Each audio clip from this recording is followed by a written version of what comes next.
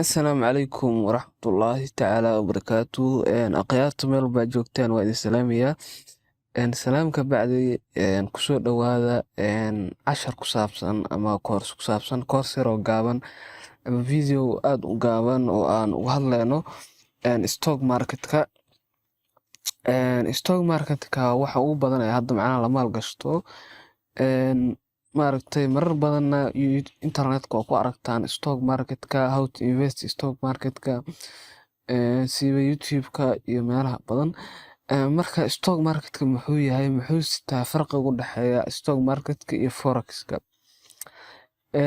Horta stock marketka haddii aan eegno waxaa ka qornay warbixin kooban oo aan ka qornay akademiga Somtic Academy oo ka diyaarshay. Marka stock marketka af Soomaali ahaan maxaa looga wadaa? Marka stock market af Soomaali ahaan waxaa laga wadaa suuqa saamiyada ayaa laga wadaa. Suuqa saamiyada ayaa laga wadaa. Suuqa saamiyada maxaa waa? Marka suuqa saamiyada waxaa waaye waa shares macnaha waaye. Marka waxaa waa share baa iibsanaysaa ama share baa iska gadaysaa. Okay, marka waa suuqa saamiyada ama shares taasoo ah waxaad iibsanaysaa ama iska gadaysaa share company ee si public ah ugu soo bandhigtay suuqyada saamiyada caalamka. Meelaha lagu soo bandhigay shareskaas waxaa ka mid ah suuqa weyn ee lagu magacaabo New York Exchange Stock Market oo ah suuq macnaha physical oo muuqda. Waa suuq physical oo muuqda oo aad inta tagto aad ka iibsan karto shares uu leeyahay company cayiman, isku markaana aad isaga gadi karto isla suuqa share company aad hore u lahayd. Waaye marka stock marketka sidaas ayaa laga wadaa. Okay, si aad si qoto dheer aan kugu sii fahamsiiyo waxa laga wado saami shirkad ka soo qaad tusaale company-ga Facebook oo aad wada garanaysaan ayaa hantidiisa oo dhan wuxuu ku qiimeeyay lacag dhan 100 bilyan oo dollar. Marka tusaale ahaan waaye marka sidaa darteed waxaa la dhahay Facebook wuxuu soo bandhigay 100 share oo kiiba lagu iibinayo 1 bilyan oo dollar. Marka shirkadda Facebook waxay soo bandhigtay si public ah waxay dhahday 100 share aanu maaragtay aan soo bandhignay kiiba halkii sharena waxa lagu iibsanaya 1 bilyan oo dollar. Marka waxay noqonaysaa 100 bilyan ee lagu qiimeeyay shirkadda. Marka anigoo ah tusaale ahaan ka soo qaad anigoo ah Cabdi haddii aan iibsado konton ka mid ah 100 share ee soo bandhigtay Facebook waxay ka dhigan tahay inaan leeyahay 50 boqolkiiba shirkadda Facebook ama dakhliga aan soo gala Facebook. Yacni company-ga Facebook ma iibsanaysa qayb ka mid ah ayaa iibsanaysaa ayaa lahaanaysaa.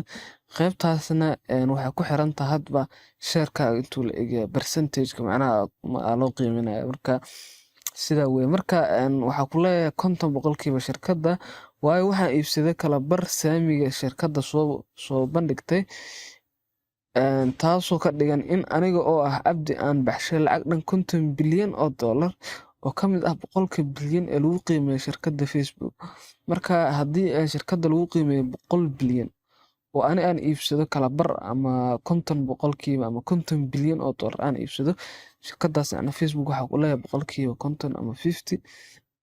Sida awgeed faa'iidada ee shirkadda Facebook maaragtay la soo saarto dakhliga soo gala boqolkiiba 50 kaliya ayaa qaadanaya. Cid kale igama imaan karto ama cid kale igama daba hadli karto. Sida awgeed faa'iidada uu soo saaro Facebook 50 boqolkiiba aniga kaliya oo ah Cabdi ayaa leh.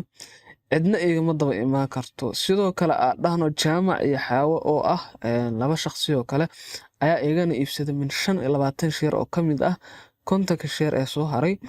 Sidaa darteed Jaamac iyo Xaawo waxay leeyihiin min 25 boqolkiiba dakhliga uu soo haray company-ga Facebook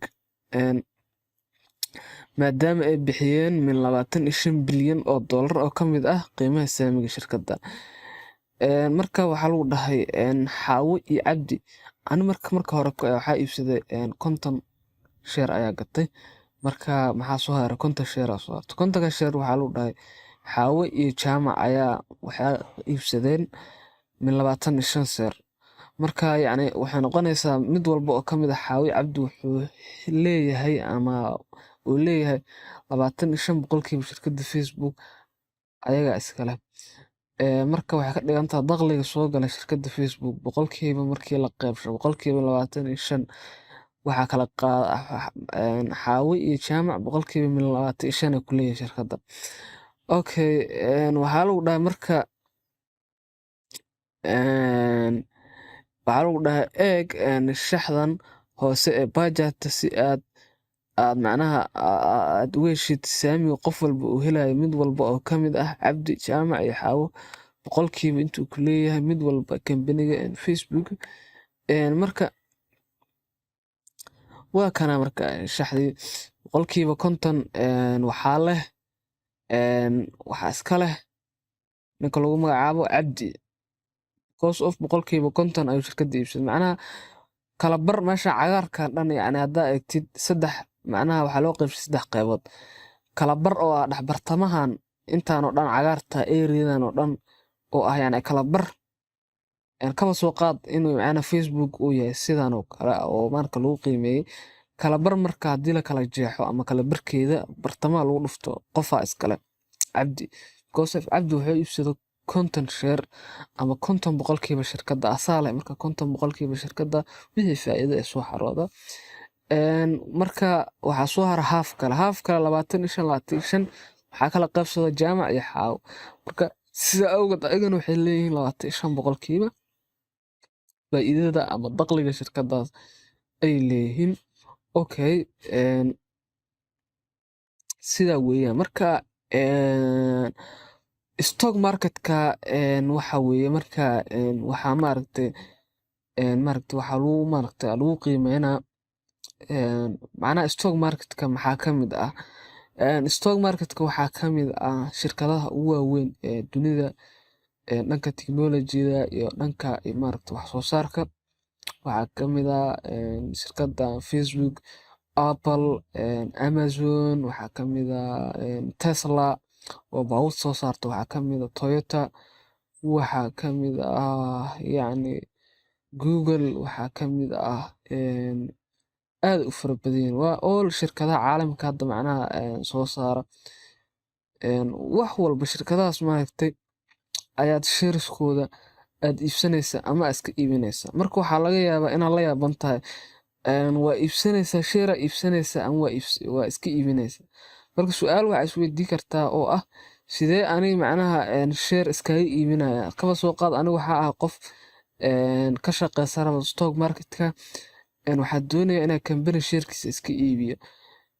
Sidee igu suurta galaysaa anoo sharekii macnaha lahaan oo macnaha milkiyadiisa haysan sidee ayaa ku suura galaysaa inaan iska gado ama iska seel gareeyo. Waxay ku suurta galaysaa yacni waxaa jiro waxaa u maraysaa broker waxaa jira marka stock marketka bis qaabilsan hadda yacni brokerada badanaa stock marketka waa ka heli kartaa sida FX Primes oo kale waxaa jirto S&P 500 jirto waxyaabahaas oo dhan waxaa waaye waa stock waa maaragtay stock waa laakiin markaas sidee ku dhacaysaa in aad iska gado waxay ku dhacaysaa brokerka ayaa awood ku siinaya yacni sharekaas brokerka ayaa soo iibsaday macnaheedu saas waaye kadibna brokerkii markuu soo iibsado adigii marka waxaa awood u leedahay in aad gadid ama iska gadid sharekaas sidoo kalena waxaa awood u leedahay in aad maaragtay aad iibsatid share ka mid ah kambaniga aad is leedahay sharekiisa ama saamidiisa kor u kacaysa. Arrin fudud stock marketka aad ku fahmi kartaan ama suuqa saamiyada waxaa ka mid ah kambaniga hadda shirkadda Hormuud oo kale kambaniga Hormuud waa kambani aad u weyn oo macaamiil fara badan haysta dhaqaale badan oo ku baxo balaayiin dollar sanad walba. Okay, kambanigaasi yacni waxaa jiro dad macnaha stakeholders ah oo macnaha saamiley ah saamileydaasi yacni waxaa waa ganacsato isu tagay oo lacag isku dardarsaday sidoo qof walba uu lacag badan yahay ganacsadaha ugu lacagta badan macnaha lacagta ugu badan ku darsada kambaniga Hormuud ayaa faa'iido ugu badan hadhow helayo ama faa'iido ugu badan asaa qaadanaya. Marka saami saas waaye wax laga wado ama stock marketka qaabkaas oo kale waaye. Marka waxaa jiro meel lagala socdo shareska halka uu marayo kambanigan inuu shirkiisa dhici doono, inuu sare u kici doono, a lot of things. Website-kan soo booqdo waxaa la dhahaa Finviz ayaa la dhahaa Finviz. Website-kaas ayaa shareska kambaniyada lagala socdaa ama dhaqdhaqaaqa shareska kambaniyada. Marka Finviz ayaa la dhahaa. Markaad soo booqatid dabcan linkiga description-ka idin dhigi doonaa. Marka Finviz ayaa soo booqanayda. Markaad soo booqatid halkan waxay qoraysaa kambaniga aad rabtid inaad sharekiisa ogaatid ama sida tusaale ahaan Facebook aad kasoo qaadno. Okay, Facebook waa kana Facebook ku dhufanayda. Facebook marka waxaa loo soo gaabshay FB ayaa loo soo gaabshay. Halkan maxaa ku qoran FB ayaa ku qoran ama Facebook ayaa loo soo gaabshay. Wuxuu ku siinayaa marka macluumaad ku saabsan Facebooka saamidiisa halka ay marayso. Marka waa trading view oo kale oo currencies-ki aad kala soconayso kala camal waaye. Okay, marka buy ama sell ayuu leeyahay. Hadhow markaad trade gareynayso stock market-ka ama suuqa saamiyada waxaa sameynayda halkan ayaa ka shaqeynayda. Okay, waa sida forex-ka oo kale wax farqi u dhaxeeya malaha. Yacni wax farqi u dhaxeeya waxaa waaye midna lacag aad trade gareynaysaa, midna shares ayaa trade gareynaysaa ama stocks ayaa trade gareynaysaa. Okay, waa kan halkan kala socon kartaa. Marka kambanigani Facebook wuxuu gaaray qiimaha soo gaaray 304.22 oo gaaray. Marka halkaas uu gaaray kadibna wuu soo laabtay. Marka all right, hoos marka halkan marka waxaa ku qoran macluumaad aad iyo aad u fara badan oo aad u baahan tahay in aad maaragtay ogaatid. Ma fahantay? waa kaasa. Okay, halkan waxaa ku qoran marka shares macnaha outstand, shares float, short float, short ratio and target price ayaa ku qoran. Waxaan waa xogtii ku saabsaneed shareka maaragtay ee ku saabsan tahay oo aad la soconaysid. Ma fahantay? Marka waxaa ka mid ah indexka ay ku jirto waxaa ka mid ah SP500. Marka SP500 waxaa waa qofka fahamsaneen waa yacni kambaniyasha ugu waaweyn Mareykanka 500 kambani ugu waaweyn dalka Mareykanka oo isku tagay oo macnaha hal index la galishay, macnaha hal group ama hal meel la galisho waaye ayaa la dhahaa. Marka waxaa la dhahaa market maaragtay waxay ka joogaan suuqa 769.55 bilyan oo dollar ayaa marka lagu qiimeynayaa. Income-kooda waxaa waaye 29.15 bilyan. Sales inta macnaha la iska gaday ama 85.97 bilyan waaye. Book shares macnaha la sii qabsaday waxaa waa 44.95 cash shares. Marka sidaas weeyaan waa halkan baa xogtiisa kala socon kartaa. Okay, all right, marka qiimaha halka uu marayo waa kana. marka maanta hadaad rabtid inaad ogaatid aad kambanigan oo kale aad rabtid inaad share macnaha shareka wuxuu ku fiican yahay horta forex. Farqiga u dhaxeeya maxay tahay forex-ka iyo stock market-ka? Stock market-ka forex-ka oo kale ma ahan. Dhanka khasaarahana haddii la fiirsho dadka badanaa waxay leeyihiin waxa aad maaragtay khasaarihiisa u yaryahay stock market-ka because of stock market-ka aad uma dhaqaaqo after days ayuu dhaqaaqaa, while forex market-ka uu dhaqaaqo si maaragtay xoogan uu dhaqaaqo. That is why marka waxay leeyihiin maaragtay a little bit very safe investment. waa macnaha maalgashi macnaha xoogaa yar macnaha safe ah. laakiin waa lagu khasaari karaa. yacni waa forex camal sida forex loo trade gareeyaa buy and sell waa. marka haddii aad jiha qaldan u gashid waa ku khasaaraysaa. Okay, stock market-ka marka sidan waa calaa kulli xaal. insha Allah casharo badan waa kasoo sameyn doonaa. haddii aad halkan eegtid 0.16 ayuu kor u kacay. 0.16 ayuu kor u kacay. marka waxay u dhigantaa boqolkiiba 0.6 ayuu kambaniga Facebook sarakac u sameeyay bishii lasoo dhaafay. taas marka waxay caddeynaysaa in maaragtay aan sidoo kale aad maaragtay aad la socon kartid. Okay, shirkadaha kale aad fiiri kartid waxaa ka mid ah shirkadda Tesla oo baryahan maaragtay stock marketkeeda uu cirka galay oo lala yaaban yahay. Markaa sare u kac zaid kambaniga Tesla waxa waaye waa kambani dabcan baabuurta soo saara umaleynaa oo maaragtay baabuurta oo kolley baabuurta casriga ah raaxada qaaliga ah ay soo saaraan. Okay, kambanigan markaa cirkoo galay sa ujeedin wuxuu maraysaa Tesla maantay 816 bilyan ay sii maraysaa.